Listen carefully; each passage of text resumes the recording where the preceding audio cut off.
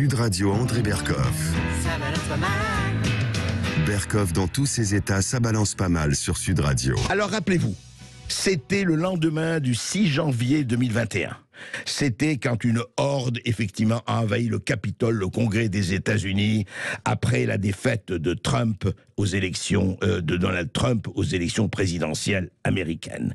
Et rappelez-vous, tout ce qu'on avait dit et tous, et on pensait que c'était ça, avec ces gens accoutrés d'une façon incroyable, qui rentraient dans le Capitole, qui rentraient dans le sacro-saint, effectivement, lieu de la représentation américaine, que ce soit le Sénat ou la Chambre des représentants. Et rappelez-vous, c'était quoi? C'était la nuit du Reichstag, c'était l'incendie du Reichstag, c'était la nuit des longs couteaux, c'était la nuit de cristal, ça y était. Voilà, le nazi Trump, avec ses hordes, avait ordonné, lui, que l'on prenne le Capitole. C'était le coup d'État, on sonnait le tocsin, la résistance, et pratiquement tout le monde se disait vraiment c'est pas possible, heureusement que ce type est parti, ce malade, et regardez qui il avait. Et puis, c'était donc il y a plus de 2 ans.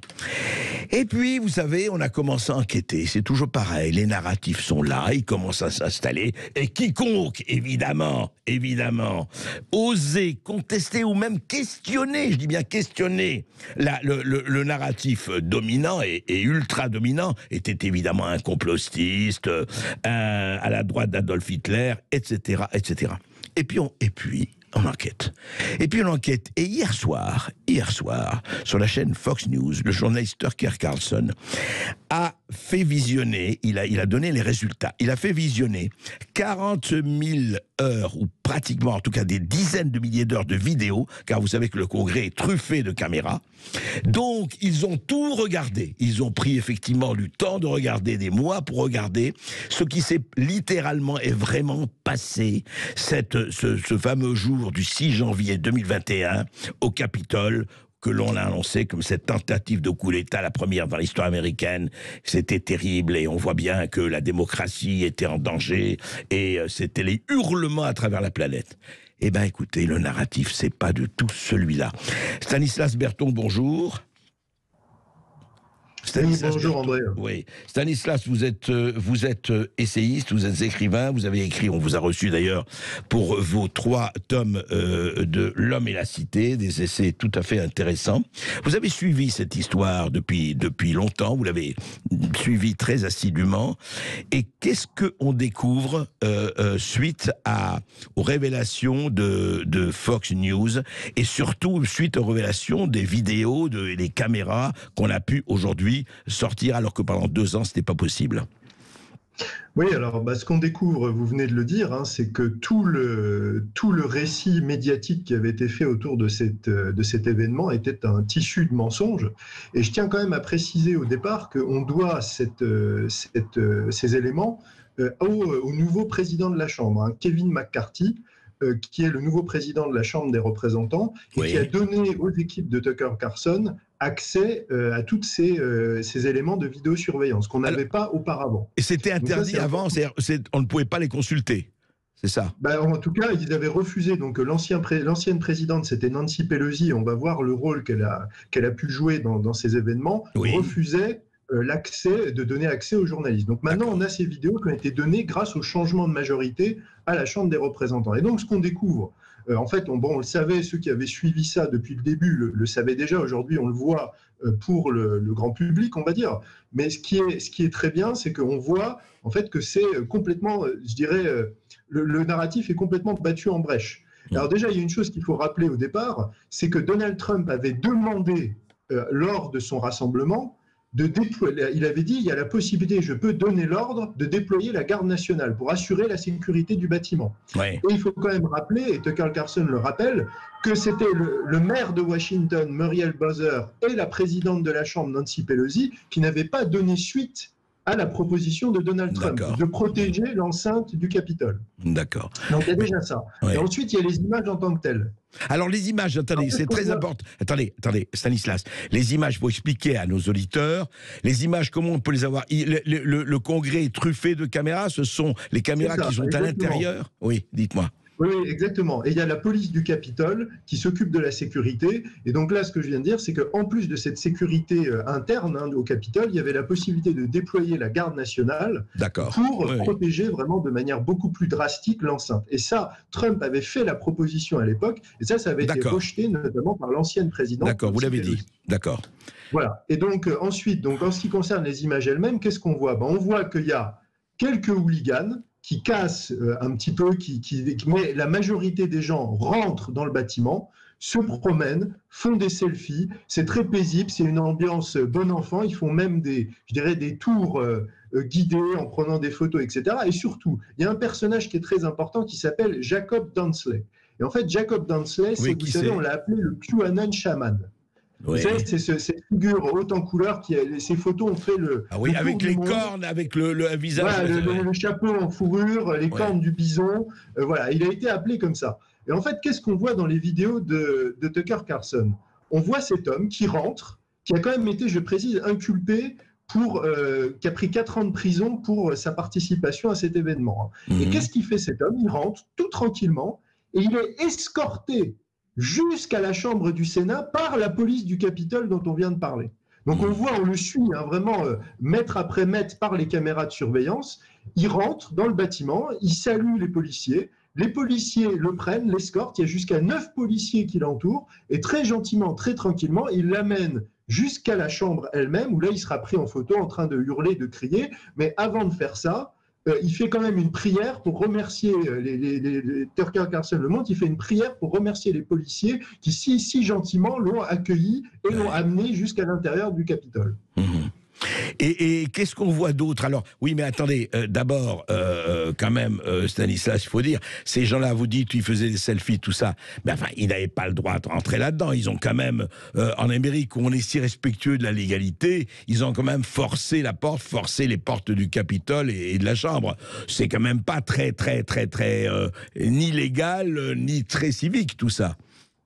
Alors ça, vous abordez un point qui est très intéressant, c'est ce qu'on voit aussi dans ces vidéos, c'est le rôle d'agent provocateur. Parce que ça, il y a quelque chose qui a été révélé, alors à la fois par ces vidéos et par le comité du 6 janvier, c'est le rôle d'agent provocateur durant cette manifestation. Il y a un personnage dont on n'a quasiment jamais parlé qui s'appelle Ray Epps. Ray Epps, c'est quelqu'un qui est sur place, qui a été entendu par le comité du 6 janvier. Et Ray Epps, on le voit très clairement sur de nombreuses vidéos, il incite les gens à rentrer dans le Capitole. C'est-à-dire, il dit il faut rentrer dans le Capitole, et il commence à pousser sur les barrières, etc. Et on voit après qu'à sa suite, il y a beaucoup de gens qui ouvrent les portes, qui poussent les portes, et après, on va dire, dans le sillage de ces quelques personnes, il y a la masse des manifestants qui étaient là. Des manifestants qui s'engouffrent. Et c'est intéressant le rôle de Ray Epps, parce que Ray Epps, il est identifié sur les vidéos, il a été identifié, il n'a jamais été inquiété par le FBI. Jamais inquiété par le FBI, alors qu'il a été identifié, on le voit sur toutes les vidéos et on voit son action. Et surtout, le comité du 6 janvier l'a interrogé, l'a interpellé sous la pression. Qu'est-ce que vous faisiez là? Et il a dit non, je n'étais pas là, je suis rentré à mon hôtel. Et ce qui est intéressant, c'est parce que comme l'enquête a été menée, on a les comptes rendus de ses textos et de ses communications. Et alors qu'il prétend devant le comité qu'il est rentré chez lui à l'hôtel, on a un texto qu'il envoie à son neveu où il dit « Je suis sur place, on est en train de rentrer dans le Capitole, et d'ailleurs, c'est moi qui ai tout orchestré. » Il dit en anglais, littéralement « I orchestrated it ». Donc ça, c'est quand même quelque chose de très, très important qu'on retrouve et qui est aujourd'hui évoqué. Mais il y a plein de choses qui sont autour de cette... Et les vidéos, Stanislas Berton, montrent ce que vous avez vu. Vous avez regardé complètement l'émission de Fox News d'hier soir. Les vidéos montrent beaucoup de choses de ce genre, enfin de...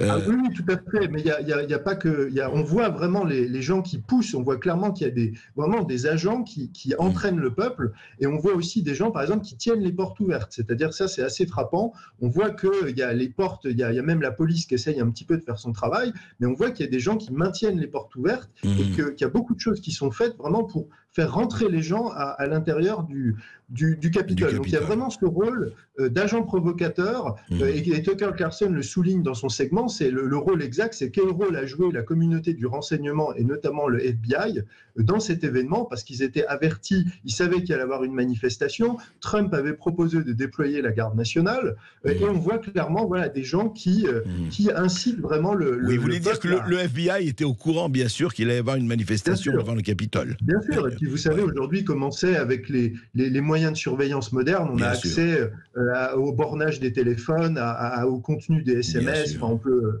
suivre les emails, etc. Donc oui, tout ça a été fait. Mais il y a...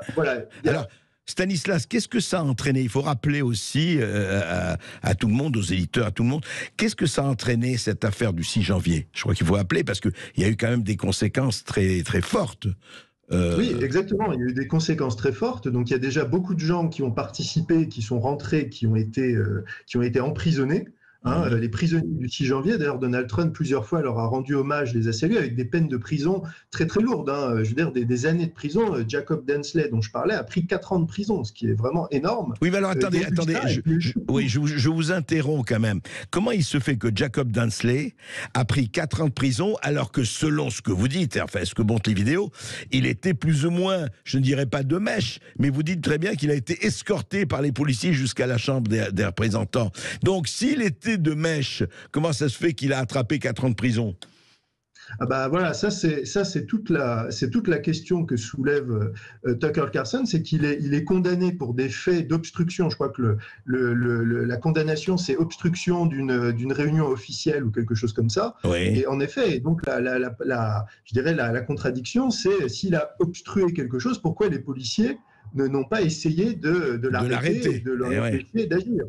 À savoir, ça c'est quelque chose qu'il faudra aussi voir. Et donc, si vous voulez, ce qu'il y a eu aussi politiquement, ça a beaucoup joué, j'imagine aussi, sur les élections. Enfin, pas les élections Trump, là c'était fait, mais ça a joué dans le climat politique américain de l'époque.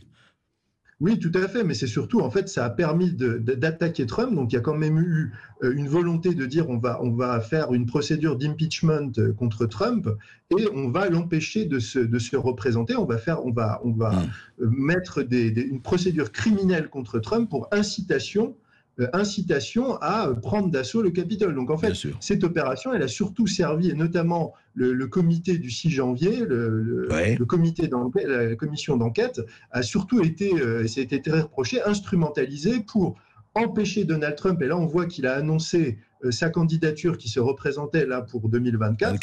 Il semblerait que c'est surtout visé à empêcher Donald Trump de se représenter en le représentant comme un danger pour la démocratie et qui est une condamnation pénale de son rôle, soi-disant rôle, dans cet événement. Et Stanislas Berton, juste, qu'est-ce qui peut aujourd'hui, que peut changer la révélation de ces milliers d'heures de vidéos? Ce que ça peut changer, c'est que c'est en train, une fois de plus, c'est encore un clou de plus dans le cercueil des médias de masse. Donald Trump disait toujours médias de masse, les médias de masse sont les ennemis du peuple. Là, les Américains se rendent compte qu'une fois de plus, on leur a menti, on a présenté les choses en fait de manière extrêmement biaisée. D'ailleurs, le segment de Tucker Carlson montre très très bien comment il y a eu un choix des images par les médias de masse pour, je dirais, rendre beaucoup plus violent et beaucoup plus agressif l'entrée en fait, des manifestants dans le Capitole. Il y a une vraie propagande médiatique et ça, c'est très important parce que au-delà de l'événement du Capitole, c'est une méthode qu'on retrouve toujours, et vous la dénoncez d'ailleurs dans votre émission régulièrement, c'est comment les médias de masse manipulent l'opinion publique. Et comme vous l'avez dit très justement, après il y a enquête. Après, le soufflet médiatique retombe et en fait, on se rend compte qu'il y a eu des mensonges. Il y a un autre exemple de ça, c'est par exemple, il y a eu un policier qui s'appelait Brian Sicknick, qui est mort durant la journée. Et les médias de masse ont dit, regardez, il a été tué, massacré par des Trumpistes assoiffés de sang, ce pauvre policier. Bon, c'est ce qui a été dit. On se rend compte aujourd'hui qu'en fait, ce pauvre homme, il a fait un AVC et qu'il est mort de son AVC. Mais ça a été pareil, la commission d'enquête a fait son travail plusieurs mois plus tard et ça, on n'en a jamais parlé. Merci Stanislas Berton, voilà, écoutez, c'est quelque chose qui se passe, on va suivre tout cela, mais attention au narratif, attention, toujours question à tout, toujours. Merci André.